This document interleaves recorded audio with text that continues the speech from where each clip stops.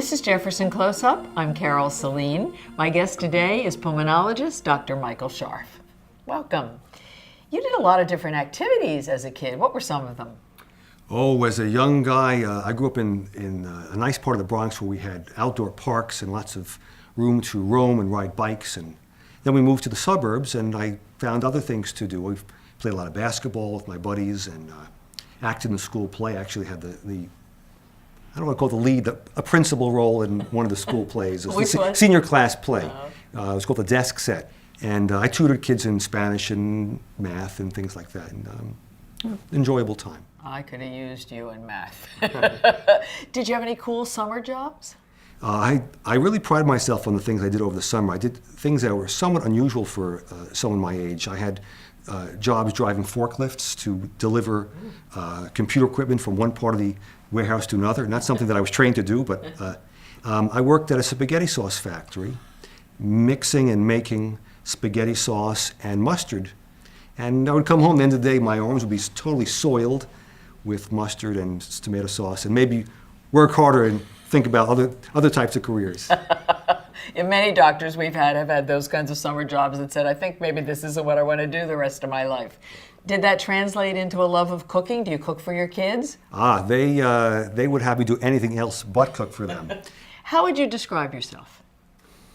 I'm a very steady, stable, confident, even-tempered person. Do you have any hobbies? I read a lot. I mean, I take the train back and forth to work every day, so I'm reading mostly old classics. So I like to revisit things that I read as a younger man. And when I'm not reading, I'm either biking along the Schuylkill with my wife. We like to take trips up and down along the river. And my kids, who are very athletically inclined, take me to the gym, and I'm now getting myself back on the treadmill and doing some nice exercise. That's a good thing to have your kids do. Do you have any talents? I pride myself on an ability to speak Spanish. I'm not fluent, but I do enjoy it quite a bit, and it's something that I can do with the people I meet in and around the office. So I really do enjoy that. Now, you mentioned that you like to read a lot. Did you ever want to write? Yes, and if I could make a career and had a year or two to take off, I would do that. One of the famous authors of the 70s, Robin Cook, wrote Coma and other books like that. He was a Wesleyan University grad, as I was, and he went on to become a physician. And there are doctor authors like Robin Cook and Michael Crichton, just to name a couple, who I emulate, and I'd love to have that talent and ability to write. Who knows, when you retire, maybe that'll happen.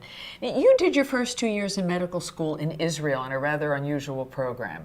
Yes, this was a New York State program. New York State residents could go for 4 years and graduate with a medical degree from Tel Aviv University.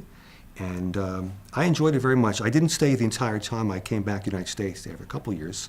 I enjoyed myself, did well, and I decided it's time to come back and come home. Oh, I bet you were a little homesick.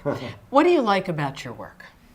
In some cases, I can make people feel much, much better. Not all cases, but I try to take tough cases, people who are really suffering and trouble, whether they be symptomatic or truly ill and near the end, so to speak. And I pride myself on the ability to work hard and try my best. And sometimes I can make people turn them around quite a bit. And I've tried to choose certain aspects of pulmonary medicine that will allow me to take on those types of cases. You're very easy to talk to, so are you a chatty kind of a doctor? I think I am. In the beginning of a meeting with me, I will talk to the patients. I will ask them questions about their personal life. And I try at the next visit to recall and bring up what I remember from last time.